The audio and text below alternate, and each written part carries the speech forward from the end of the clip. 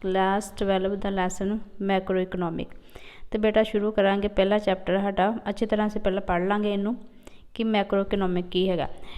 The word macro has been derivated from Greek word makros, which mean large. Hence, macroeconomic study economic unit from the aggregative aspect. Therefore, macroeconomic is the study of the economic as a whole. सब तो पहला बेटा जी जिहड़ी macro economic हैगी है पूरे world दी economic study. तो जिहड़ा कि यह जिहड़ी मैक्रो वर्ड है यह ग्रीक भाषा तो लिया गया है, किहड़े भाषा ग्रीक शब्द तो लिया गया मैकोस तो MAKOS मैकोस तो जिहदा मतलब है लार्ज। ठीक है, ਇਹਦਾ मतलब है ये दूजे शब्दों में कह सकते हैं कि मैक्रो इकनॉमिक पूरे देश की इकनॉमिक स्टडी है। ठीक है, छोटे शब्दों में कह लें। इस तो बाद है गया क्लासिकल अप्रोच। तो क्लासिकल अप्रोच की है बेटा, according to classical approach economic is always is equilibrium is that is total demand equal to total supply. It is also said that there is always full employment equilibrium in the economic in long period, and also there is no need or government interfere in the economy. बेटा classical approach वो होंदी है कि जेड़ी total demand दे और total supply होंदी है, total demand equal to total supply होंदी है। तो ये जिहड़ी है पूरी तरह जिहड़े इंप्लॉयमेंट नाल लिंकड है तो ये लंबे समय तक होंदी है। तो इहदे विच जिहड़ा सरकार दा कोई भी इंटरफेयर नहीं हुंदा। ठीक है, इहदे विच की हुंदा सरकार दा कोई भी इंटरफेयर नहीं हुंदा, ये फुली इंप्लॉयमेंट वाला हुंदा है और लॉन्ग पीरियड वास्ते। ठीक है, अगे हैगा द कीनिज़म अप्रोच। ठीक है, कीनिज़म अप्रोच है साडा Keynes stand that economic is may or not be in the equilibrium which means that either total demand is greater than total supply or total supply is greater than total demand or may be equal. ठीक है, Keynes stand that government interfere is must. आगे है Keynes give important of the short period instead of long period and say that it in long run we are dead. तो जिहड़ा कीनिज़म का approach है तो कीनिज़म approach है ये की है बेटा है कि टोटल जी सप्लाई है कीनिज़म अप्रोच विच टोटल सप्लाई जी है वो हो सकती है डिमांड तो वध भी हो सकती है तो या फिर की कहना total supply is greater than total demand तो भी हो सकती है तो या हो भी सकती है या नहीं भी हो सकती है। मैं फिर दोबारा समझानी हाँ कि जी टोटल डिमांड है is greater than total supply. ठीक है, तो जी टोटल सप्लाई है is greater than total demand हो भी सकती है तो नहीं भी हो सकती है। तो यह जोड़ा है अप्रोच ये गौरमेंट का कोई भी इंटरफेयर जरूरी है। जिहड़ा क्लासिकल अप्रोच ही ना वो गौरमेंट का इंटरफेयर जरूरी नहीं तो वो लॉन्ग पीरियड वास्ते गए तो वो है मतलब क्लासिकल लॉन्ग पीरियड वास्ते नहीं है तो ये है गौरमेंट का इंटरफेयर वो भी लॉन्ग पीरियड वास्ते। शॉर्ट पीरियड वास्ते यदा है Keynesism give importance of the short period instead the long period. कहते हैं कि जोड़ा कीनिज़म का सिद्धांत है ये कहते इंटरफेयर है सरकार का पर वो भी शॉर्ट पीरियड वास्ते। कहते कि जो लॉन्ग पीरियड वास्ते होएगा तो कहते कि वो तो अं सारे की होवांगे डैड ही होवांगे, लॉन्ग पीरियड टाइम वास्ते दा जिहड़ा सरकार का इंटरफेयर वो नहीं है ये।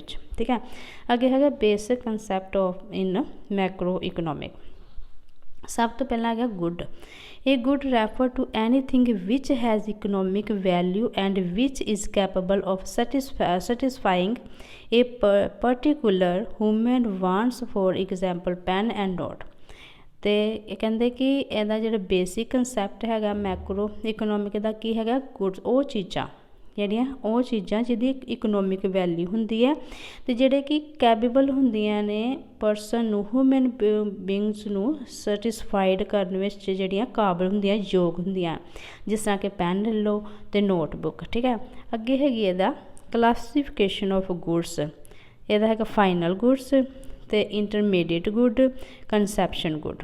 ਤੇ ਸਭ ਤੋਂ ਪਹਿਲਾਂ ਹੀ ਪੜਾਂਗੇ ਬੇਟਾ ਫਾਈਨਲ ਗੁੱਡ। फाइनल गुड नूं पहले पेज सैट कर लीए।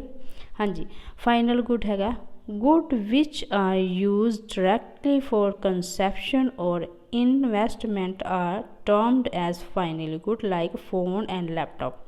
हुण जिहड़ी फाइनल गुड वो हुंदी जिहड़ी डायरैक्टली यूज़ हो जाती है कंसैप्शन तो और इन्वेस्टमेंट जो डायरैक्टली यूज़ हो जाती है, जिस तरह कि फोन है, लैपटॉप है ना, लैपटॉप है। अगे है फाइनल गुड इज़ क्लासीफाइड। हुण जो पहला गुड फाइनल दसदी है ना फाइनल गुड्स, हुण इनू भी अगे भागां विच वंडिया गया फाइनल गुड नूं। कंसैप्शन गुड हुण है कि कंसैप्शन गुड वो हुंदियां है जिहदे विच कहंदा final goods are use by consumer and produce in the good are consumed by the ultimate consumer, then these goods are called and consumption goods for food and cloth। कहते for example ਜਿਹੜੀਆਂ directly हो जांदियां ने, directly use करता है कौन करता है, कंज्यूमर करता है और प्रोड्यूसर करता है। ठीक है, अगे है capital goods. Capital goods are meant for the final investment are not required to enter into the further stage of production और आगे है resale this good are also known as final investment goods for example machines ते buildings जिहड़ियां कि resale हो सकदियां, इहदे विच ओह goods आंदियां। अगे है इन्वेस्टमेंट स्टॉक। कहते कि the addition of the stock at the end of the year is an investment called as investment in stock. जिहड़ा कि एंड विच एडिशन किया जाता ना, साल के एंड विच स्टॉक का किया जाता, उन्होंने कहते हैं इन्वेस्टमेंट स्टॉक। अगे है इंटरमीडिएट गुड्स। हुण इंटरमीडिएट गुड की है ਇਹਦਾ ਵੇਖੋ intermediate good are refer to those good which are use either for resale for और फिर हैगा for further producer in the same year. ਇਹਦੇ ਵਿੱਚ ਉਹ ਗੁड्स ਆਉਂਦੀਆਂ ਨੇ ਜਿਹੜੀਆਂ ਕਿ ਰੀਸੇਲ ਹੋ ਜਾਂਦੀਆਂ ਨੇ, मतलब सेम ईयर विच ही, जिस कि इक्को साल दे विच ही रीसेल हो जाती है। For example cotton is use for production of cotton cloth, जिस कि अं कपाह है वो तो कपड़ा बनाया जाता है ना, यूज़ हो जाता है। अगे है कंसैप्शन गुड्स। अगे है तुहाडा कंसैप्शन गुड। हुण बेटा कंसैप्शन गुड कौन सा है, those good which satisfy the wants of consumer directly are called consumption goods. These good are also called as consumer goods. For example bread, butter, shirt, pen, television, furniture etcetera. कहते कि जिहड़ियां directly consumer use करता है उन्होंने कहते हैं conception goods. अगे है क्लासीफिकेशन ऑफ कंसैप्शन गुड्स। अगे एवं इन्हों भी वर्ग अलग अलग भागों में वंडिया गया है, जैसा कि ड्यूरेबल थिंग्स, ड्यूरेबल गुड्स। कहते it refer to those good which can be use again and again in consumption over considerable period of time. For example television. कहते कि ड्यूरेबल थिंग्स गुड्स में वो चीज़ां आती जिन्होंं असीं बार बार यूज़ करते हैं। For example television. ठीक है, अगे है साडा सैमी ड्यूरेबल गुड्स। कहते goods which can use a limit period of time are tables semi durable goods. For example cloth, crockery और सम। कहते सैमी ड्यूरेबल गुड्स होंदियां हन जिन्हों एक लिमिट होंदी है, लिमिटेड पीरियड में यूज़ करते हैं, उन्होंने कहते हैं semi durable things like cloth है, क्रोकरी है, सूज है। ठीक है, अगे है साडा नॉन ड्यूरेबल गुड। बेटा ये गुड्स आन गया goods which are use up in the single act of the consumption are non durable things. For example milk, bread, food, grain, paper. हुण नॉन ड्यूरेबल गुड्स विच किहड़ियां चीज़ां आउणगीआं जिहड़े इक्को समय विच यूज़ करते हैं। ठीक है, तो अगे है service. The service which are rendered of the direct consumption by the ultimate consumer as called service. जिहड़ा कि पूरा योग हुंदा ना, जिस कोई सर्विस है, जिस कि इन्हें PhD की है तो उन्होंने किहड़ा कैपेबल हुंदा है इंसान जॉब वास्ते, ये जॉब्स वगैरह आदि। For example service of teacher. ठीक है, कोई भी टीचर कोई भी जॉब ला लो। अगे साडा आ गया अगे साडा आ जाता है different between stock and below. हुण इहदा डिफरेंट वेखांगे असीं किहड़ा हैगा। स्टॉक की है any quantity which is measure with the refer to a particular period of time. Particular period of time ये भी है any quantity which measure with the reference to the particular period of time. ਇਹਦੇ ਵਿੱਚ ਹੈਗਾ stock ਵਿੱਚ ਹੈਗਾ it has not time dimension time. ਇਹਦੇ ਵਿੱਚ ਹੈਗਾ it has ਡਿਮੈਂਸ਼ਨ time.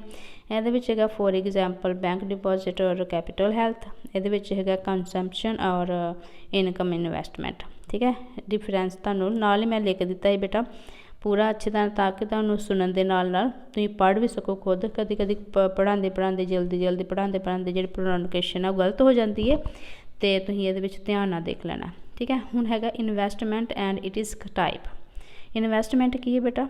it is referred to the addition of the capital stock of the economic, for example construction of buildings and purchase। building बनाना और बेचना ਇਹਦੇ ਵਿੱਚ ਆ ਜਾਂਦਾ ਇਨਵੈਸਟਮੈਂਟ। ਠੀਕ ਹੈ, ਅੱਗੇ ਹੈਗਾ fixed investment. It is refer and ਹੈਗਾ ਆਪਣਾ ਇਨਕਰੀਜ਼ ਹਾਂ in the stock of the fixed assets of the produce during a year।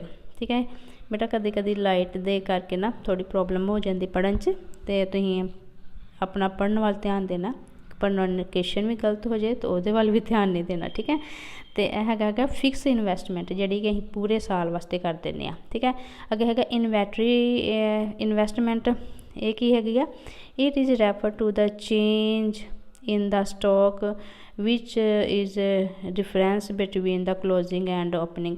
ये वो चीज़ां आंदियां ने जिहड़ा चेंज हो जाता स्टॉक के जिस शुरू विच और एंड विच, है ना, वो वाली चीज़ां उहदे विच आएगा इन्वेंटरी इन्वेस्टमेंट विच आ जाएगी। अगे आ गया gross investment. It is refer to total addition made in the capital stock of economic in the giving period. ये है कि एक समा गिविंग पीरियड विच जिहड़ा हैगा इकनॉमिक स्टॉक कैपिटल स्टॉक विच ते इहदा एडिशन हुंदा। ठीक है, टोटल एडिशन इहदा होया इहदे विच एक पीरियड दिता हुंदा कि यह पीरियड लिमिट है।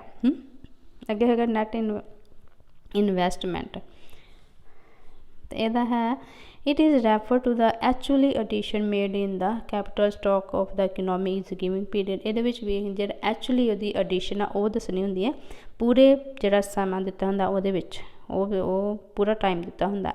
अगे है डिप्रीकेशन। तो यदा मतलब है कि किसी चीज़ की गिरावट। Depreciation is nothing but fall in the value of fixed assets due to the normal year and year passes of the time and due to change in the technology, for example phone। मतलब किसी भी चीज़ विच गिरावट आनी। For example बेटा जो असीं phone लेंदे आ ते उहदी वैल्यू ज़्यादा हुंदी है, तो जो उही फोन का कोई मॉडल नवां आ जांदा तो जिहड़ा पहले वाला फोन है उहदी वैल्यू जिहड़ी घट जाती है। ठीक है, इहदा मतलब है कि ये जिहड़ा साडा इस पॉइंट विच असीं फील कर सकते हैं। तो बेटा थैंक यू कि तुसीं मेरी वीडियो वेखी है और इन्हूं अच्छी तरह वेखना। ये लिंक जिहड़े मैं MCQ है नैक्सट वीडियो में मैं तुहानूं पा दांगी ताकि तुहाडा अच्छी तरह से पेपर जिहड़ा पूरा तैयारी हो जाए। तो तुसीं हर वीडियो नूं वेखना, लाइक करना। लाइक करने दे नाल जिहड़ा टीचर दा मोटिवेशन जिहड़ी वध जांदी है, तो मैनूं मोटिवेट भी करना। ठीक है बेटा।